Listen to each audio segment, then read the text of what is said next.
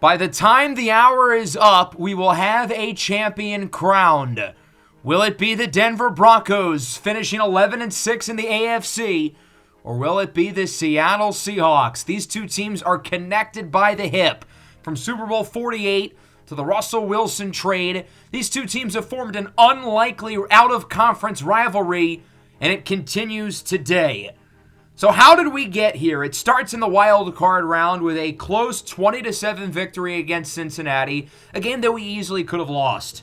The divisional round was a blowout. We steamrolled past the young Las Vegas Raiders, who are just not quite ready for the bright lights quite yet. And then we get to the AFC Championship in the last episode. Offense, offense, offense. A super high scoring game featuring a touchdown here from Harrison Whaley, giving us our first lead of the entire game. In the biggest drive of the year for Patrick Mahomes, he does what Patrick Mahomes does, and that's come up big. This ridiculous 33-yard touchdown by Rashee Rice tied the game. Our offense got one more chance in regulation. We set up Will Lutz for a 58-yard field goal for the win, and he drilled it. 44-41 to send the Broncos to the Super Bowl. We've had a long road to get here, not just this season, but this entire series, and it started 4 years ago. Episode 2, Week 1, Season 1, against Seattle. One of the two times we played against the Seahawks in this series, a game we ended up winning in overtime with a game-winning score by Audric Estime, the first touchdown of his career, to win it 27-21.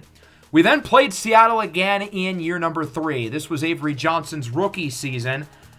And this game did not quite go as well for us. Coming into this matchup, we had the number 2 scoring defense in the league, and we allowed nearly 50. Whenever I bring up the fact that our defense always has those 4 games a year where we really struggle, that whole thing started in this matchup against Seattle. That's how the joke began.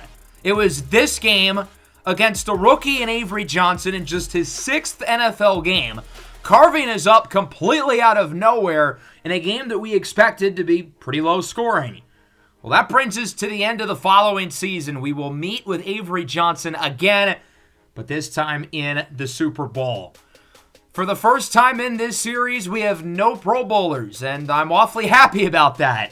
While the big three of Patrick Mahomes, Lamar Jackson, and Josh Allen will be in Hawaii, Bo Nix will be planning and preparing for Seattle in the Super Bowl. Nonetheless, it is cool to see all the young players here. It was fun to see some Kansas guys here. I wish Jalen Daniels got a spot, but Kobe Bryant did make it in the NFC. I remember when people clowned the Buccaneers for drafting him in the top half of the first round, which is weird because he was one of the highest rated players in his draft class with Superstar X Factor, but nonetheless, I digress. That brings us to where we are now. 3 down, 1 to go. Our game against the Chiefs was certainly an interesting one because going into that game, I said there were 2 keys for us for the rest of this playoff run, and that was that the skill position players stay healthy and the defense plays well. And if both of those things happen in unison, this team has a great chance to win the Super Bowl. However, neither of those things happened in this game. Ashton Genty missed the second half, Tez Johnson was banged up, and obviously the defense was not very good. But our offense just kept on plugging away. Bo Nix was intercepted on his first pass of the game, but after that, he was terrific.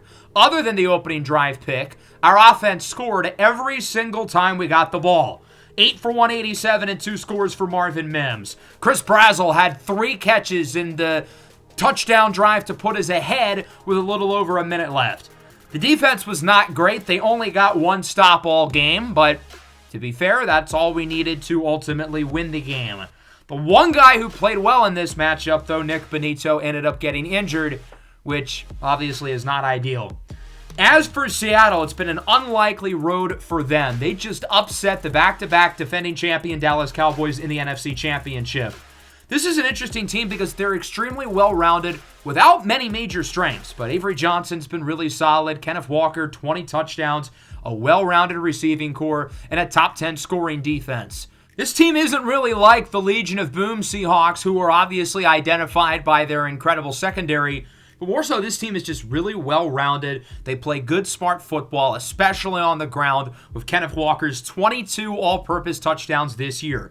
The Seahawks were a little streaky this year. They started 0-2. They won 6 games in a row. Then they lost 2 more. At the end of their regular season, there was a lot of offense. Avery Johnson and company played some of their best football over the final 6 weeks, but their defense was a little shaky going into the playoffs. They allowed at least 24 points in 5 of their 6 games, excluding the matchup against the Rams, who lost like 13 games in a row, so they don't really count. As for the playoffs, Avery Johnson threw 5 touchdowns in the wild card round against MJ Morris and the young New York Giants, a game that Seattle was expected to win and ultimately did so. The Giants tried to keep it competitive, losing by 11. In the divisional round against the Lions, 2 of the more talented offenses in the NFL, and it was surprisingly low scoring. Both Avery Johnson and Jared Goff were sort of mediocre, but the defense, who had really struggled over the last 2 months, played one of their most complete games of the year. Both pass rushes were really solid. 2 sacks for Bryce Huff. Ashton Gelati with 4 sacks through the playoffs so far. And then, of course, their most impressive win here going into Dallas against the Cowboys team who has won the Super Bowl in back-to-back years, of course, beating the Chiefs. It's a little bit ironic that we could have had that matchup again, but both of those teams ended up losing in their conference championships. 31-25 was the final, a game with a safety and 2-point conversions. It was a very weird score, but a game where Seattle was able to win, overcoming a strong game from Dak Prescott. Avery Johnson completed 81% of his passes. Donovan Edwards, 15 yards on the ground. This Seattle team controls the line of scrimmage. Good rushing offense and a pretty good rushing defense. Defensively, Riley Mills led the way with 2 sacks. They've got some good players up front on that defensive line, and there isn't really an area of this team that has a major weakness. We'll start with Avery Johnson, the second-year quarterback out of Kansas State. 2 years ago, the Seahawks were one of the worst teams in the NFL. They ended up with the 2nd pick. The Browns passed on Avery Johnson for Cade Klubnik, a decision that in hindsight they clearly regret. Avery Johnson isn't necessarily a superstar, but he has played well enough to where this team has been revitalized and has made the Super Bowl in just his 2nd season. At 23 years and 113 days old, Avery Johnson becomes the youngest quarterback in the history of the National Football League to start in the Super Bowl, surpassing Dan Marino's previous mark by 2 weeks. And because of that, we want to overwhelm the young kid, make his life hell. Overwhelm him, don't let him know what's coming. I want him struggling out there. And if Seattle does win this game, this would certainly be the biggest championship in the history of Kansas State athletics. Did you know that they have never won a team-sanctioned title, like, ever? Although they have recently won a meat judging championship. And no, I'm not kidding. I'm completely serious about that. Trolling aside, though, Avery Johnson's had a remarkably impressive season for a guy as young as him. To win 3 playoff games in just your 2nd year, including the back-to-back defending champions, is pretty wild. So hopefully we'll be able to give him a real challenge, but he is not your normal 23-year-old, although I guess he's still 22 in the game. He's got a good group of skill position players around him. Kenneth Walker out of the backfield. He is the heart and soul of this team. 22 all-purpose touchdowns, one of the best run games in the NFL. Justice Haynes, their 2nd running back, will be out, however. That's a big loss. Jackson Smith and Jigba, DK Metcalf, Antonio Williams, a great receiver trio. Oh, no. Is that who I think it is? No, not again! Morgan with space! Down the field! And he is gone! Touchdown, Michigan! Samaj Morgan puts the Wolverines ahead. If Samaj Morgan scores the game-winning touchdown, I will retire from making YouTube content. That would be too embarrassing to come back from. Cole Kmet at tight end. What a trade acquisition he has been from the Bears. The defense is really good, especially the secondary. Devin Witherspoon, Billy Bowman, Dalen Everett, Reek Woolen leading the way. They've got a group of nasties up front. The dynamic duo of Byron Murphy and Riley Mills. On the edge, Boye Mafe is really good. Ernest Hausman, he was phenomenal against us in that national championship game. And of course, Ashton Gelati, the former first-round pick, who looked like a little bit of a bust, but with 4 sacks through 3 playoff games, he has rewritten the narrative for Seattle. A press conference for Coach Bonnet going into the Super Bowl. Simeon Bonnet, of course, has a couple of rings from his playing days with the St. Louis Dragons. Had some very good performances in those Super Bowls, as we're asked about right tackle Francis Maui-Noa. We need him to be able to pass protect at a high level. He will largely be matched up with Gelati, who, as I mentioned, has been red hot for Seattle with 4 playoff sacks so far. One of the biggest reasons why the offense was successful against the Chiefs is we were under no pressure virtually the whole game. Bo Nix was not sacked once. Of course, our pass rush will be shorthanded. Nick Benito and B.J. Ojulari both got hurt against the Chiefs. Benito, of course, had a down year. He only had 4 sacks. But through 3 playoff games, he's added 4 more. He's been awesome down the stretch for us, and him not being there, our best pass rusher, is certainly going to hurt. B.J. Ojulari has also stepped his game up in the playoffs. Of course, he had that big strip sack in the divisional round against the Raiders.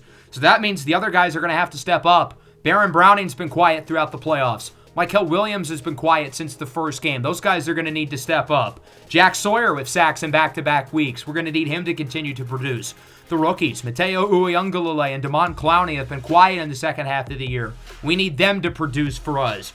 I think this team has what it takes to get it all the way, though. You may notice Bo Nix, superstar development, and that's pretty cool. Not a major surprise given that he led the NFL in passing yards, but still nice to see his accomplishments being rewarded. So those are the 3 abilities I ended up picking for him. And man, what an exciting opportunity this is for Bo Nix. Playing in the AFC, there was real doubt of whether he would come close to making it to the Super Bowl, and sharing a conference with Patrick Mahomes and Josh Allen and Lamar Jackson and Joe Burrow and Jalen Daniels and Alex Orji. I mean, there's real reason to doubt if he's going to ever be back in the Super Bowl. So he's got to make the most of his opportunity, as does everybody else on this team. He's not the only player to go up in dev, though. Harold Fannin is a superstar X-Factor, the only one on our offense. Aleem McNeil now has superstar development as well. That's pretty exciting. So our team is ready to roll. We are a little bit banged up. No Nick Benito, which is a huge loss. No B.J. Ojulari as well, but we're looking to sort of right the wrongs from Super Bowl 48 and hope this game is a little more like Super Bowl 50. Let's get this show on the road. Welcome to South Florida, home of the Miami Dolphins and home of Super Bowl 62. The 11-6 NFC West champion Seattle Seahawks, just 2 years ago picking number 2 overall in the draft, face off against the 11-6 AFC West Denver Broncos, who 3 years ago were just picking number 3 in the draft. These 2 teams were really, really bad early in this series, but they've been able to develop their quarterbacks and build really good rosters around them. And now we'll see which one of these guys wins their first title. Will it be Bo Nix in his 4th season after fighting all the adversity early in his career, trying to silence the doubters, or will it be Avery Johnson, the youngest starting quarterback in the history of the Super Bowl?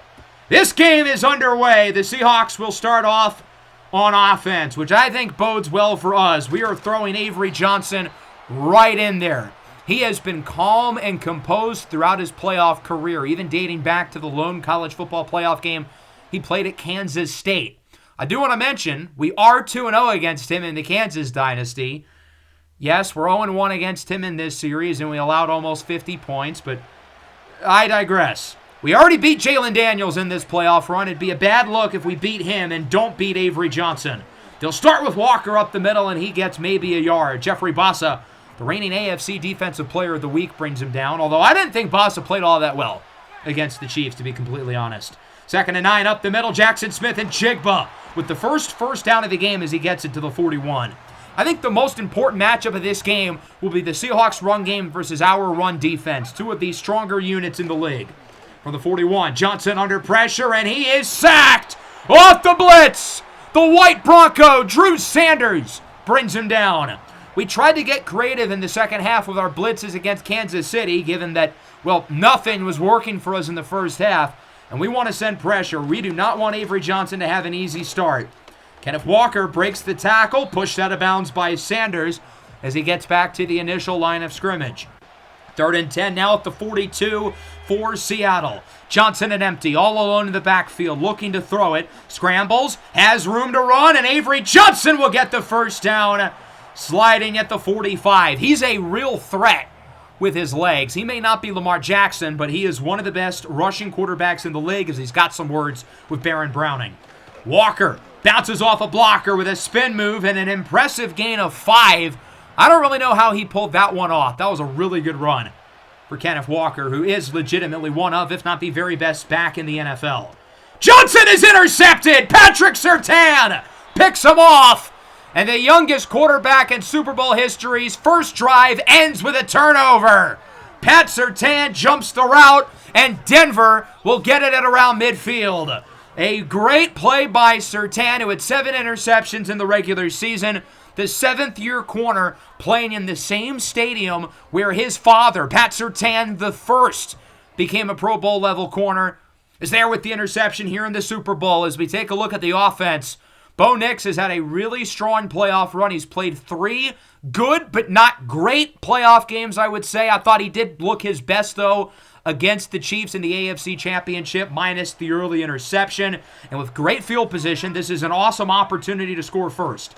His first ever play with superstar development, scrambles, he's able to escape the pressure. Bo, still on his feet, somehow gets a yard. Wrapped up by Ernest Hausman. And Bo Nix is slow to get up. Oh no.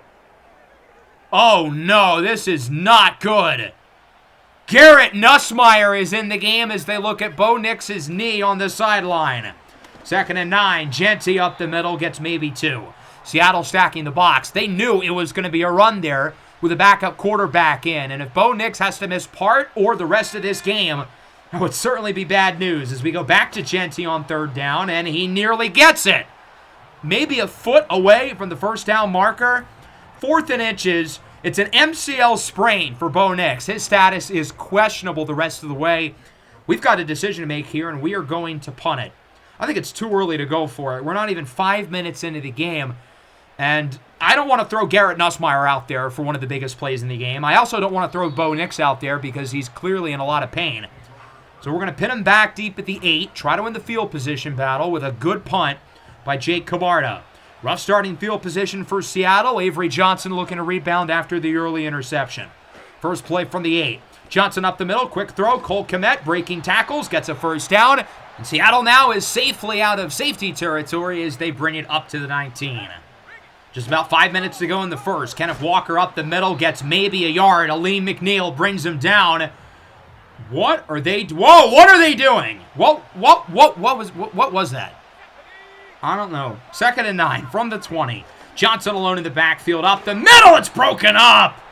Antonio Williams, the rookie out of Clemson, has it jarred away by Javon McIntyre. Williams has played in his fair share of big games, multiple playoff runs in his Clemson career.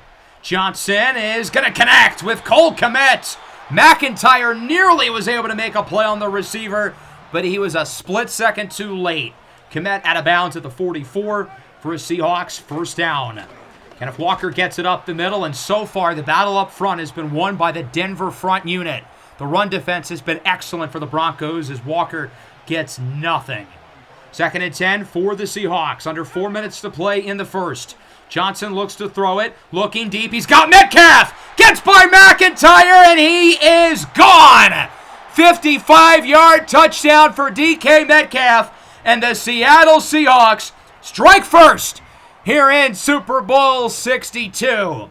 We were running zone there, so I really think that's more on McIntyre missing his assignment as opposed to number 6, Colin Wright.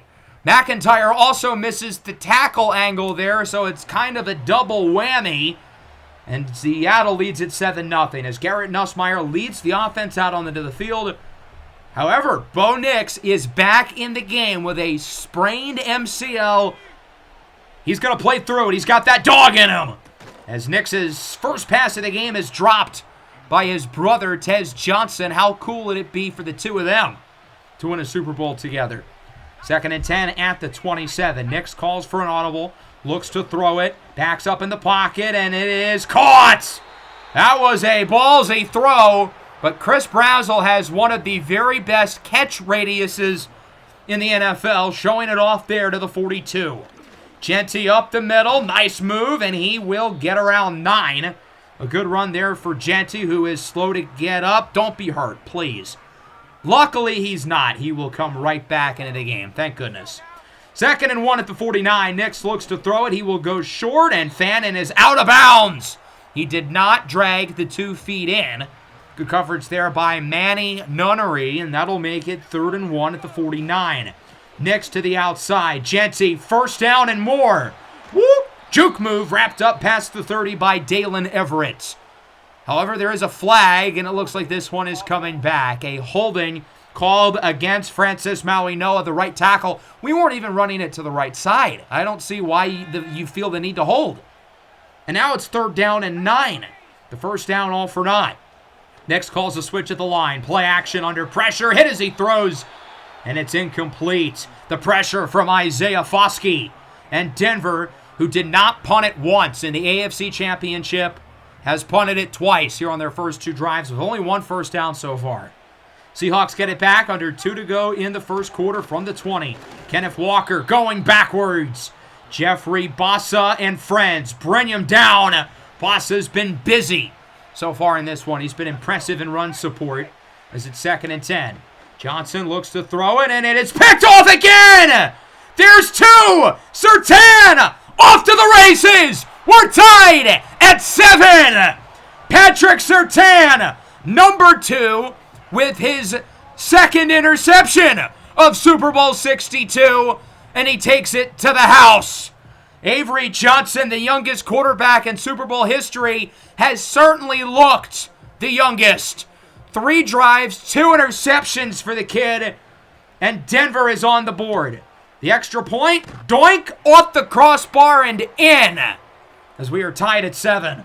What a start for Patrick Surtain, who was unbelievably good in the wild card round against the Bengals and Jamar Chase. He was awesome in the divisional round against the Offensive Player of the Year, Devontae Smith, and the Raiders. Really struggled last week, but he's back in business today with 2 first-quarter interceptions and a pick 6.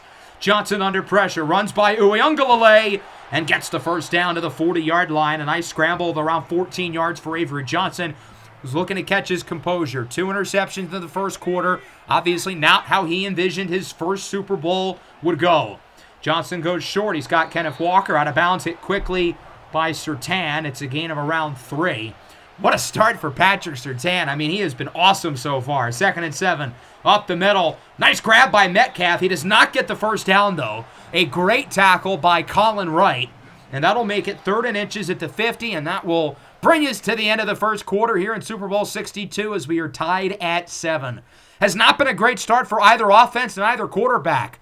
Avery Johnson has thrown 2 interceptions, and Bo Nix sprained his MCL. Certainly not how either of these guys would have envisioned it, but we'll see if Avery Johnson's able to pick it up to start the second. 3rd and inches, Johnson looks to throw it, and it is broken up! In and out of the hands of Antonio Williams. It's guess who? Pat Surtain, who makes the play. He has been far and away the best player on the field through the first 10 minutes. My God, has he been impressive. On the punt here is Tez Johnson, who will return it. Johnson with a juke move wrapped up at around the 20. As we take our next look at the Denver offense, Nussmeier again leads the offense, but Bo Nix will be in at quarterback. 2 drives, 1 first down, 0 points. That's not going to be good enough. We need a little bit more. Trevion Henderson, who has not gotten the ball yet today, loses 3. Ashton Gelati brings him down. We have not seen Henderson at all so far in this game. We're certainly looking to get him more involved as he stays in on 2nd and 13. Nix looks to throw it, goes short. It is caught by Marvin Mims, quickly stopped by Dalen Everett. Injury for Seattle, that's Riley Mills, one of the most important players on their defense, as they're going to check out, it looks like his foot, maybe his calf area. And now we're looking at a 3rd and 10. Nix looks to throw it up the middle. Nice grab! Trevion Henderson is able to hang on for the first down to the 31-yard line. An impressive grab off of what was not a perfect throw by Bo Nix. Following play, Nix looks to throw it, steps up, scrambles, tucks it, and runs. He feels so much slower than normal, though. That injury clearly is affecting him, and it's going to limit how much he's able to scramble and run around today, which certainly hurts his ability to improvise and our chance of extending plays. Genty gets 2 on 2nd and 3, and that'll lead to a pivotal 3rd and 1. We certainly do not want to punt it away again. After scoring 44 points in the AFC Championship, it's like we've forgotten how to play offense. The only points today are because of the defense. Nix, short throw, incomplete! He was looking for Marvin Mims, who was open, but a bad pass by Nix, who has been shaky. He has an easy excuse with the injury, but he has not played very well through 3 drives. Seattle back with it. Cole Kmet with the first down, breaking tackles to the 33. Seattle's had 4 drives, and they've only scored once. This defense has played pretty well up to this point, of course, headlined by the 2 turnovers. Short throw, nice grab. It's a gain of around 9 for Kenneth Walker, as that'll make it a 2nd and 1. Woody Marks, the other running back, is in the backfield. This would be Justice Haynes, but of course he's currently injured. As Johnson is sacked, it looked like a design screen, but it's Mykel Williams who had 3 sacks in the wild card win against the Bengals, bringing down Avery Johnson. And now that pushes them back. It's a 3rd and long. Johnson looks to throw it up the middle. He's got Kmet. He's been all over the field in this first half. Cole Kmet has been the go-to guy for Avery Johnson, and he is in the zone for the Seahawks. At the 37, Walker up the middle, has space. Grant cannot bring him down. Kenneth Walker, untouched. Touchdown, Seattle. The Seahawks regain the lead. Their rushing attack has been really quiet so far. It felt like only a matter of time for Kenneth Walker, who was not touched once on that play. That's completely inexcusable defensively. It's one thing if he turns into beast mode and breaks all the tackles, but we didn't even lay a finger on him. Denver returns trailing 14-7. The offense has scored nothing through 3 drives. We've got to get it together. Seattle with a touchdown to take the lead. We've got to wake up on this side of the ball. Genty with a good run to get things started. It's a gain of 14 yards, and Tez Johnson is banged up, and he will go to the locker room. They're going to look at his shoulder. Tez Johnson got injured in all 4 playoff games. That is remarkable. That has to be a record. From the 47 up the middle, good throw and catch. It's a gain of around 8 for Marvin Mims. He's been quiet today. His first catch of the night. We're looking to get him the ball, but we haven't gotten the opportunity to after nearly 200 yards in the win against Kansas City. 2nd and 2, short throw. Ashton Genty with the first down, quickly wrapped up. Good tackle by the veteran Julian Love, but not before Denver's able to get the first down, and we have the ball past the 50, I'm pretty sure for the first time all day. Trevion Henderson up the middle, breaking tackles. He will get around 6. A good run there for Trey, who is starting to get his feet wet after he didn't play at all, really, in the first quarter. 2nd and 4 at the 36. Henderson still in the game. Nix looks to throw it. Levels concept up the middle, and it's broken up for Ryan Williams. The 20-year-old cannot hold on. Billy Bowman brings him down. 3rd and 4. Nix up the middle. Brazel hangs on for the first down. I was worried Williams was going to try to steal it midair, and neither of them were going to come down with it. And we get the first down. Now under 4 to go at the 30. It's play action. Nix looks to throw it. He's intercepted. Dalen Everett picks it off for Seattle, and the offensive woes continue. After scoring on all but 1 drive a week ago, that's 4 drives without any offensive points. The only touchdown is still the pick 6. Normally, we would have Nix roll out on the play action play because that's where we're most successful. Bo Nix loves play action. But he can't really roll out because he can't really move with his knee injury. And Dalen Everett makes a great play on the ball, the second-year corner out of the University of Georgia, who has some of the best ball skills in the NFL. Seattle starting at the 30. Flag on the play. Walker gets around 5. This is a pivotal drive defensively. We cannot afford to go down 2 scores. And this is a good start. It's a holding against the Seahawks on the veteran left tackle, Charles Cross, in his 6th season, former top 10 pick out of Mississippi State. Kenneth Walker breaking tackles, gets around 3. Baron Browning finishes him off. I feel like the run defense has been good on a play-by-play basis, even though Walker obviously had the big run and his numbers look pretty good because of it. 2nd and 17. Johnson goes short. Cole Kmet, again, he has been unguardable. 5 catches, 89 yards in the first half, and this is just 1 game removed from Terrence Ferguson getting like 75 yards in the first half, and he missed the last 7 minutes with an injury. 3rd and 5. Johnson's pass is caught, and it's not a first down. Benjamin Morrison with the tackle on the rookie Antonio Williams, and the Broncos with a huge stop. What a tackle by Ben Morrison. Seattle's going to punt it. I know they're close, but much like our 4th and inches dilemma earlier, it's too close. Ryan Williams jukes away from Tariq Woolen. A really good punt return that sees him wrapped up past the 30.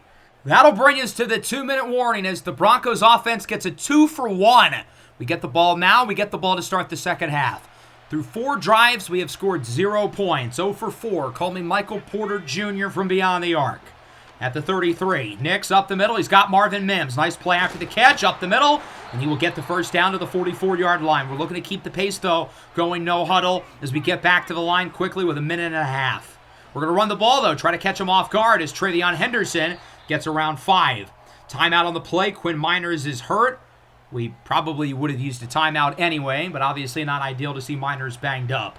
So Maui Noah will move inside to right guard, and Tree Babalade will head to right tackle. Genty, short catch, gains around 3, and we're going to hurry back to the line again. 3rd down and 2. A little over a minute left in the first half. Broncos still with 2 timeouts in their back pocket. Fannin and Williams will switch sides. Nix will hand it off for Genty. We want to make sure we get the first down, and we do, as Genty gets into the 43-yard line as we hurry back to the line again. Under 40 seconds to go. Denver still with 2 timeouts as Nix looks deep. He's got Mims to the 26, quickly tackled by Dalen Everett, who had the interception earlier. And the Broncos used their 2nd timeout. We still got 1 to go. With 34 seconds left now in the first half, Denver looking to potentially tie the game. Nix looks to throw it. Under pressure, short pass, caught by Mims, and he's quickly out of bounds after a strong gain of 7 that'll stop the clock. Not a bad start to the drive. Mims begun the game slow, but he has really heated up in the second quarter. 5 catches, 47 yards. Nix goes short. Chris Brazzell with the first down to the 11. We're going to try to clock it, but I didn't realize how much time would come off the clock. There's 4 seconds left. I thought it would have been a little quicker for us to get to the line. Where was the sense of urgency? The offense will stay on the field. Nix has to get it out fast, and it's broken up. That could have been very bad news. There's 1 second left. It worked last week when we ran the ball with Travion Henderson before the field goal. That time it nearly backfired. It's a 28-yard field goal for Will Lutz. His kick is good. And that'll wrap up the first half. It feels like the Broncos really fumbled the end there with the clock. We should have used the last timeout as Brazzell went down to the 11. It was a big risk to run another offensive play, and it nearly bit us in the butt. So on one hand, I feel like we should have had a chance to get more than 3, but on the other hand, we could have ended up with nothing. 14-10 going into the second half. The offense has got to play better. I think that's the number one thing. We finally are moving the ball, though, over the last couple of drives. We've gotten better throughout the game. Bo Nix has gotten more comfortable. He still hasn't been great, though. 11 of 19 for just 94 yards and an interception. Avery Johnson, 12 of 16, 189, a touchdown and 2 picks. So even though he's had the 2 interceptions, he's 12 of 14 otherwise. Kenneth Walker's been impressive, 7 for 47 and a score, 6 for 37 for Ashton Genty. Marvin Mims leads the way receiving for the Broncos, 5 for 47. Cole Kmet, meanwhile, 5 catches, 89 yards. He's been impressive. 2 catches, 62 yards, and a touchdown for DK Metcalf. And the best player so far has been Pat Surtain. He hasn't allowed a single catch, and he has 2 interceptions, including the pick 6. To start the third, Henderson up the middle. Gets it to the 41-yard line. Not a bad start to the second half. We know we've got to get Trey more involved. He only has 3 carries for 8 yards leading up to that run, so he's more than doubled his yardage total. Nick steps up, scrambles, fumbles! Pick it up! Oh, that was close. Rivaldo Fairweather recovers the fumble. In real time, I kind of think he was down, but they didn't review it, so clearly it was a fumble. Thank goodness for Rivaldo Fairweather to pick it up. Fullbacks are people too. Gain of 4 for Marvin Mims. That'll make it a 2nd and 6 at the 43. We're moving it well so far, despite nearly turning the ball over. Genty up the middle. He gets around 4. Solid run. The injured Seahawk is Ashton Gelati, who had the forced fumble just a couple of plays ago. Now it's a 3rd and 2. Henderson up the middle, bounces off the blocker, and he will get the first down. It's a gain of around 4. We're running it really well on this drive. We haven't had many big runs from Genty or Henderson, but they've both been very solid and very consistent, not just on this drive, but throughout the game. At the 35, Nick scrambles to the right. He feels a little bit faster than earlier, as he's going to get some blocks and is out of bounds at the 24 with a late hit. Where is the flag? He was multiple steps out of bounds when he got pushed. Nonetheless, it is a first down for Denver. Nix looks to throw it. He will go short on first down. Genty hit hard as he gets around 4. Nix has not been afraid to take the check down. Last week it was about the big throw, looking to stretch the field. Today it's been about getting the short game going. Genty loses 3. That'll make it a 3rd and 9. Isaiah Foskey has been really impressive today in run defense. Maybe the biggest play of the game so far. 3rd and 9, 7 to go in the third for the Broncos. Nix alone in the backfield. He will float it up, and it's broken up for Harold Fannin. That was a bad route by Fannin and a bad throw by Nix. Billy Ballman could have made a play there. 40-yard field goal try for Will Lutz. His kick is up and good. So with our 2-for-1 opportunity, we scored on both drives, but we only ended up with field goals. Seattle keeps the lead. 6 drives, 6 points for the Broncos offense. We're trending upwards, but we still have not scored a touchdown. Kenneth Walker to the outside to get the drive started. Gets by the initial defender and is hit hard by Aleem McNeil. It should not take Aleem McNeil to track him down. The back end has got to tackle him beforehand. Avery Johnson is in the zone. Cole Kmet is in the zone as well. Johnson's pass is broken up. Jeffrey Bossa delivers the boom. Kmet is out of the zone after that one. Johnson is out of the zone. And Bossa is in the zone. 2nd and 10. Avery Johnson up the middle. He's got DK Metcalf. Runs by right. Gets the first down to the 31. Wrapped up by Marvin Grant and Benjamin Morrison. Seattle looking good here to start the third after an up and down first half offensively.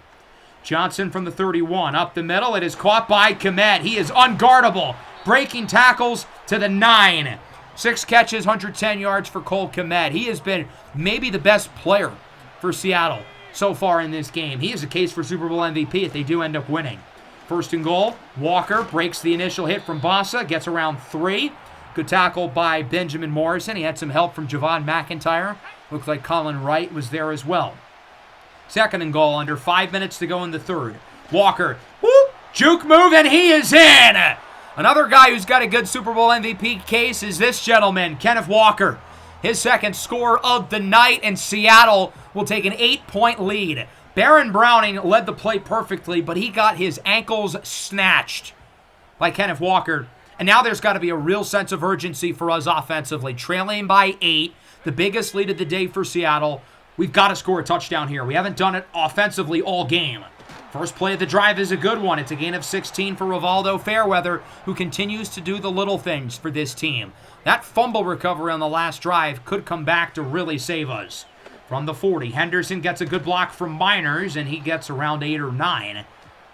However, I think this one will be coming back. Holding against the Broncos. It will be called on this center, Gus Hartwig.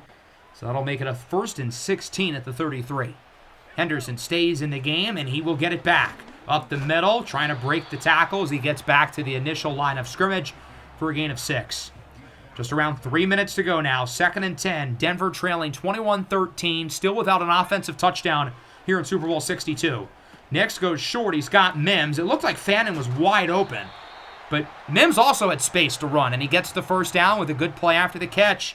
Hey, we'll take that as Mims gets it to the 50. Following play here for Denver, 2:33 in the third. Genty trying to break the tackle, and he does. It's a gain of 3. One of the more impressive short runs you'll see. It looked like Riley Mills had him for a loss. And Genty does a good job there of deflecting him away to get some yardage. 2nd and 7, it's an RPO. Chris Brazzell has it. Brazzell with a juke move. Breaks a tackle inside the 30, and it's a gain of 19.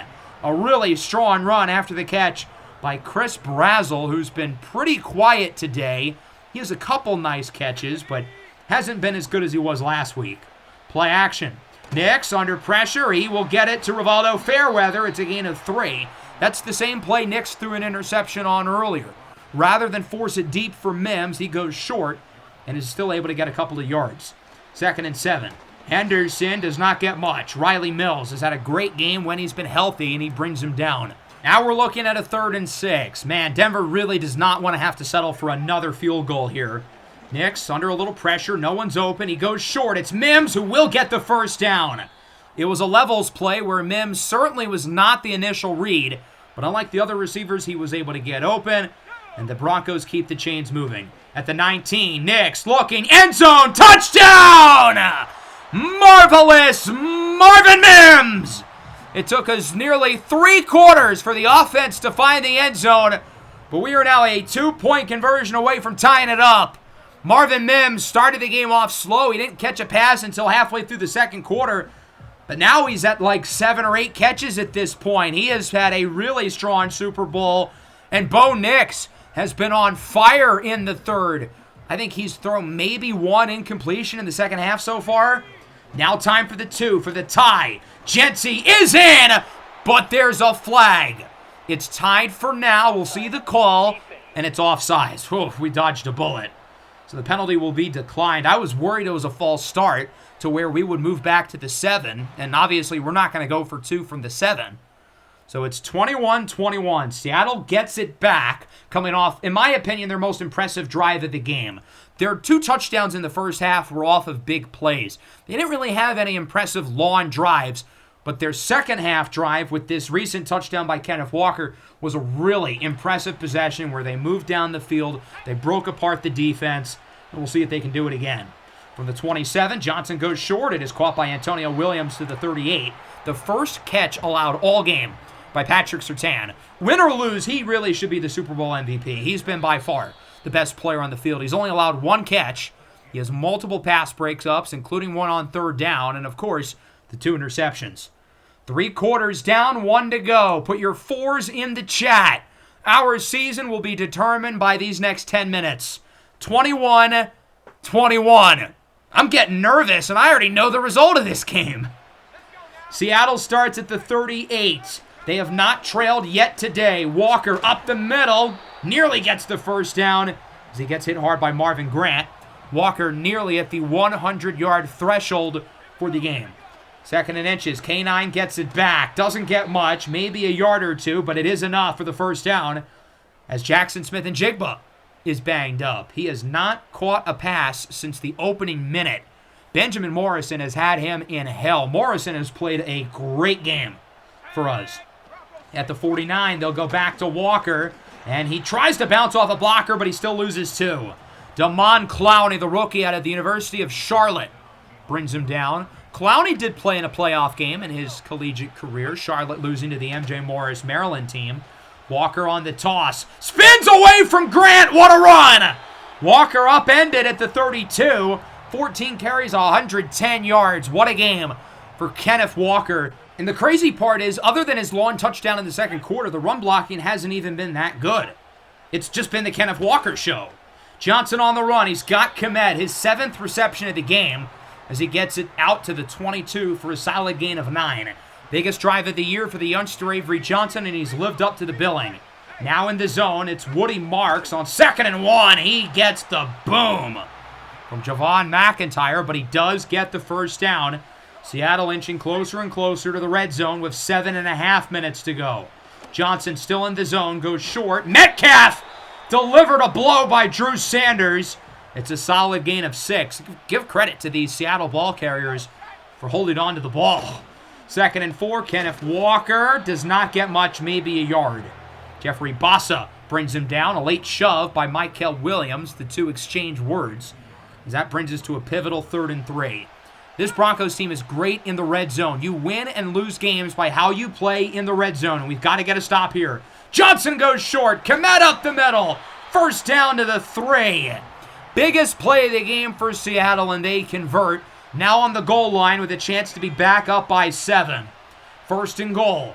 Johnson calls an audible. Looks to throw it, and it is caught!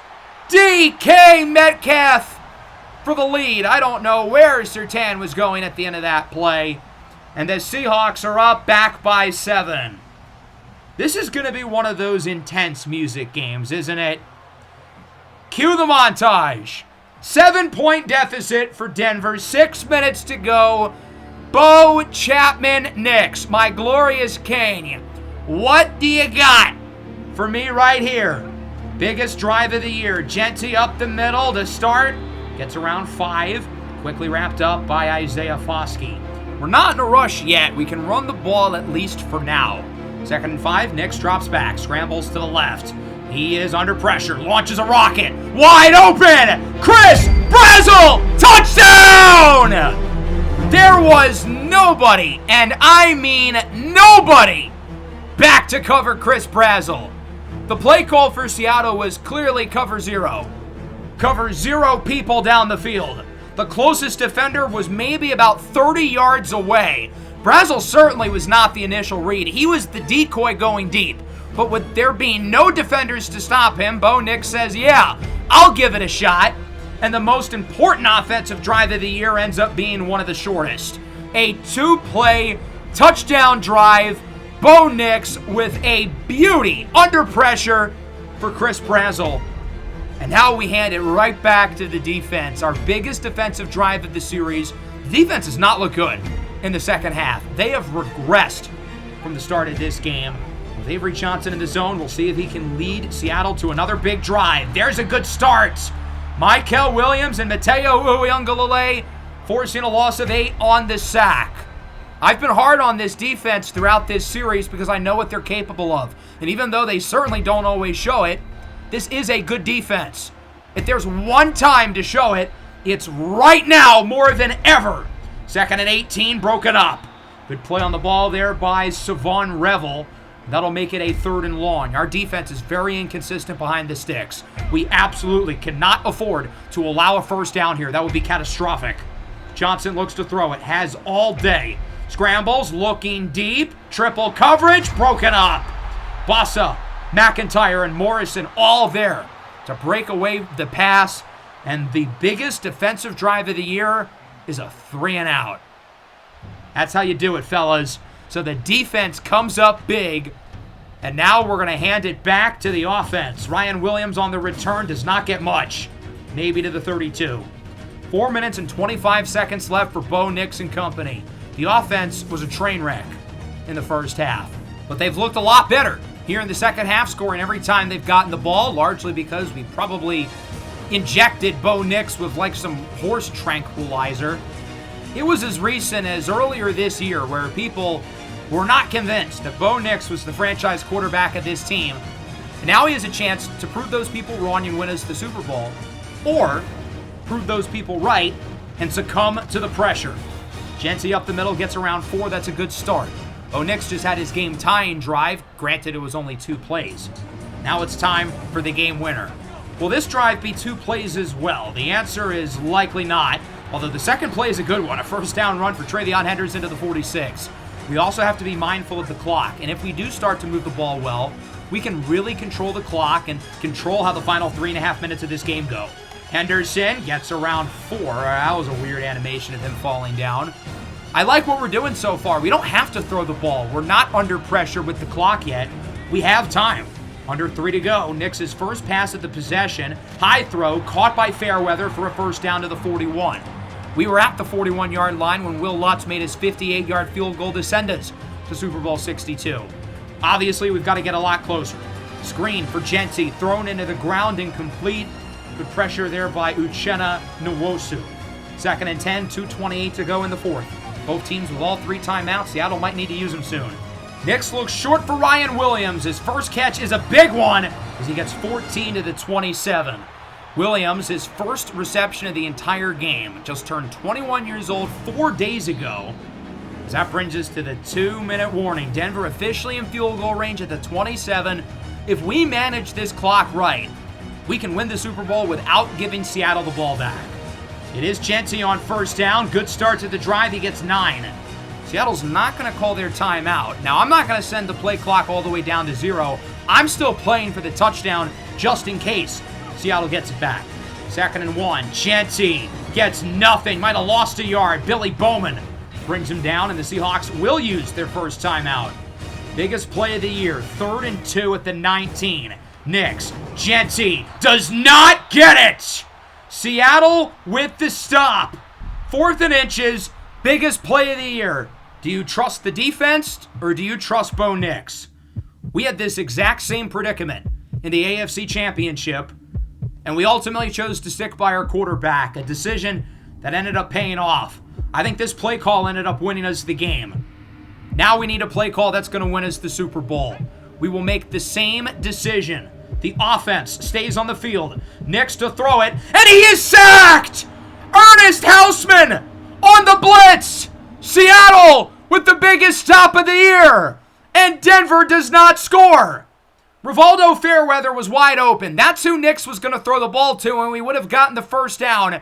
But Houseman off the surprise blitz, the first time Nix has been sacked since the divisional round.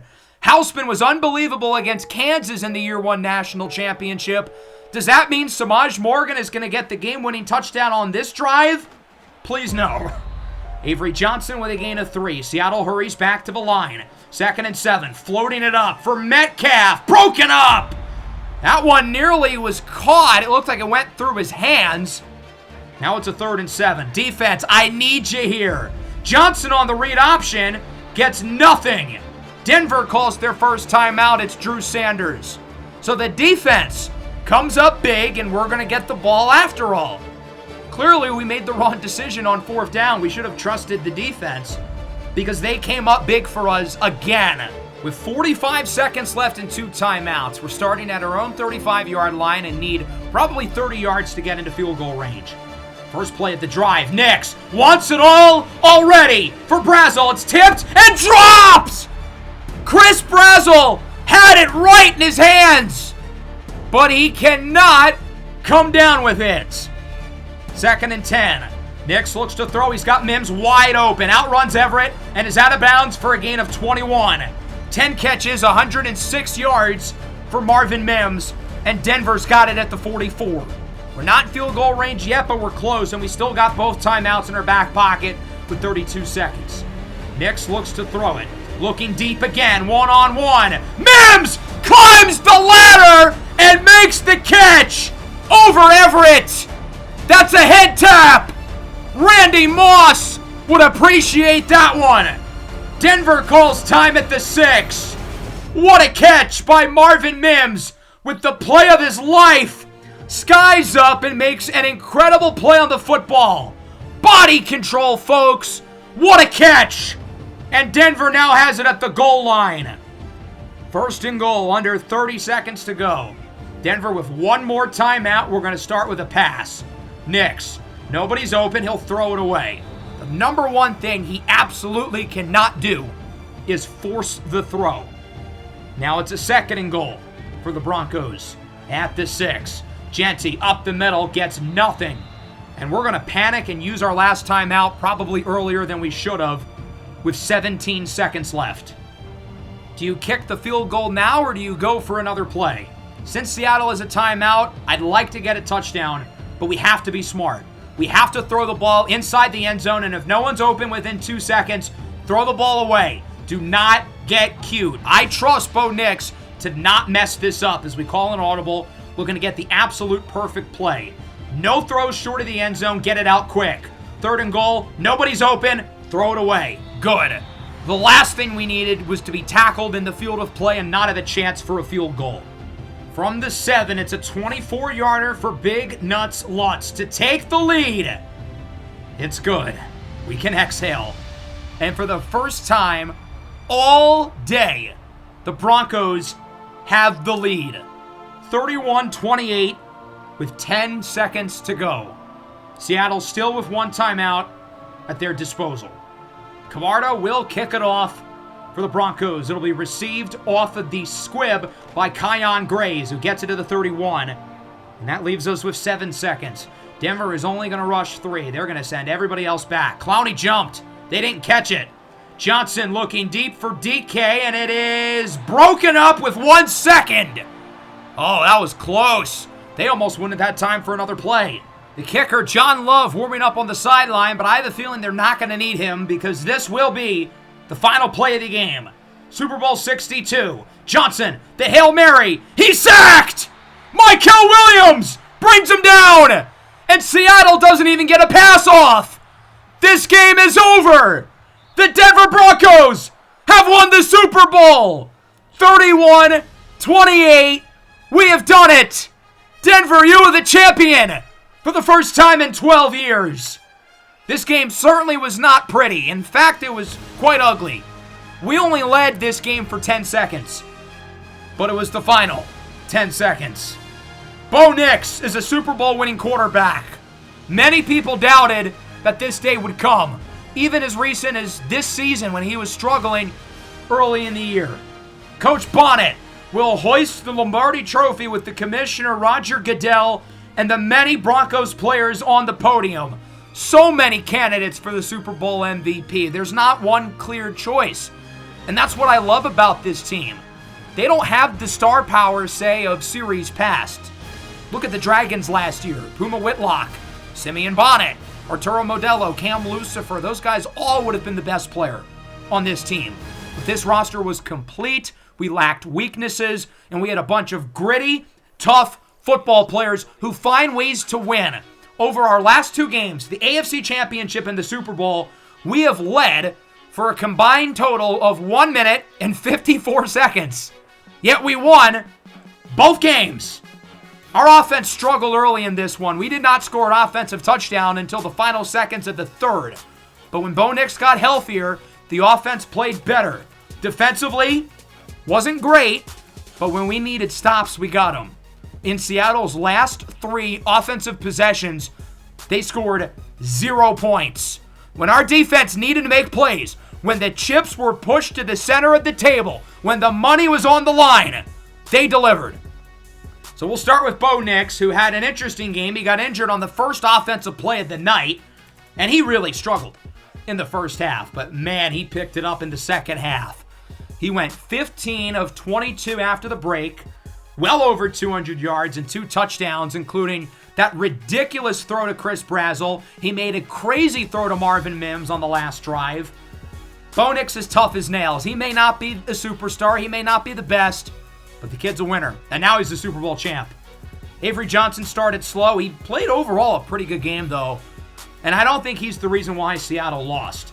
But he was slightly outplayed by Bo Nix. Kenneth Walker, that guy is a machine. Thank God we do not have to play against him anymore.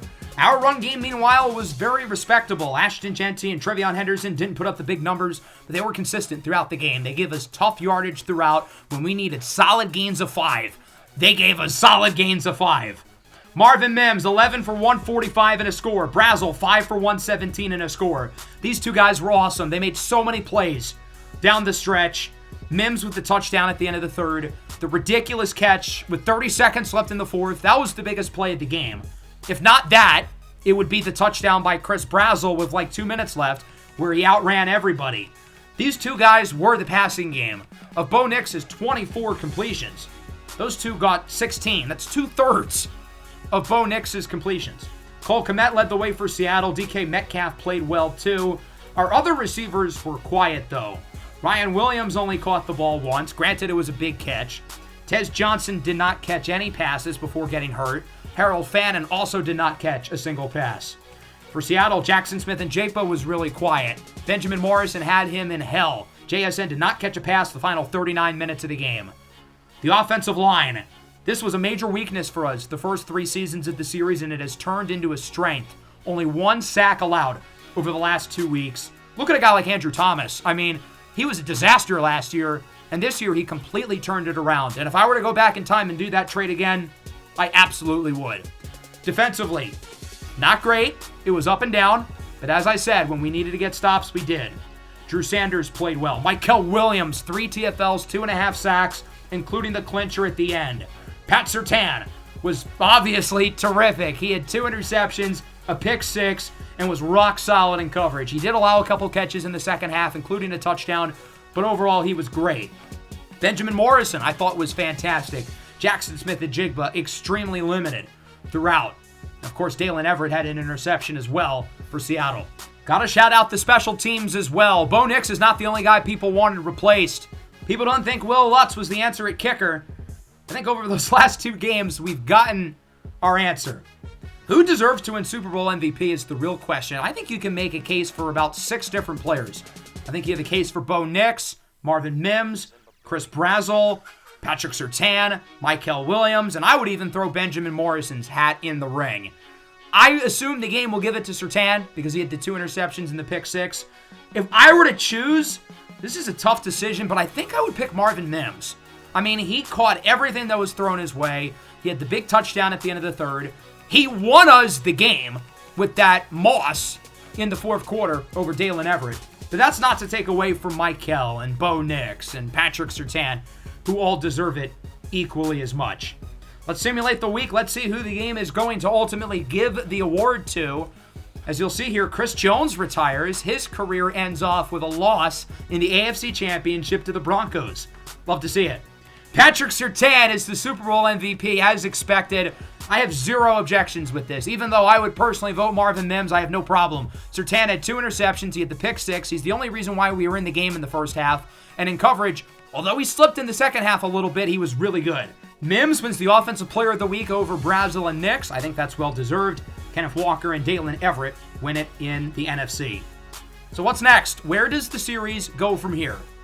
Well, we're definitely going to have a Season 5. I did not make this whole entire draft class for nothing. And it seems like you guys are still enjoying this series. I'm still having fun with this group. So I think we're going to have a condensed Season 5. Maybe we try to fit in 6 seasons total. I'm not entirely sure if we'll have time because I want to get this series done probably a week before College Football 26 comes out. So basically by the start of July. Next season, we're going to be able to bring back pretty much the entire core. Drew Sanders is the only starter who's a free agent, and we could just put him on the franchise tag again if we wanted to. For Season 6, though, we're going to have a lot of decisions to make, which is why I kind of want to get through 2 more seasons if we can, because we have so many guys to pay. We don't have many super long deals on the books, though. After 2030, it's only Mims, Surtain, and Benito, and then after that season, it's nobody. Between next year and the following season, we're going to have to figure out what we're doing with pretty much the entire roster for the most part. We're going to have to figure out what we're doing with Jeffrey Bossa, Ashton Genty, Aleem McNeil at some point, Andrew Thomas at some point, Bo Nix, who's on the 5th-year option. We're going to have to figure out Michael Williams' 5th year, Quinn Miners, Travion Henderson, Harold Fannin at some point, Drew Sanders, obviously, Baron Browning, Marvin Grant, Rasheed Walker, Tez Johnson, the special teamers, Jack Sawyer, Rivaldo Fairweather, Benjamin Morrison. The list goes on and on and on. So it'll be interesting to see how we're able to navigate it over the next month or so as we wrap things up and eventually get into College Football 26. And before you know it, we'll be talking about some Madden 26 teams as well. Hope you guys enjoyed. Make sure to leave a like. Make sure to subscribe to the channel if you're new. Broncos country, let's ride. Peace out.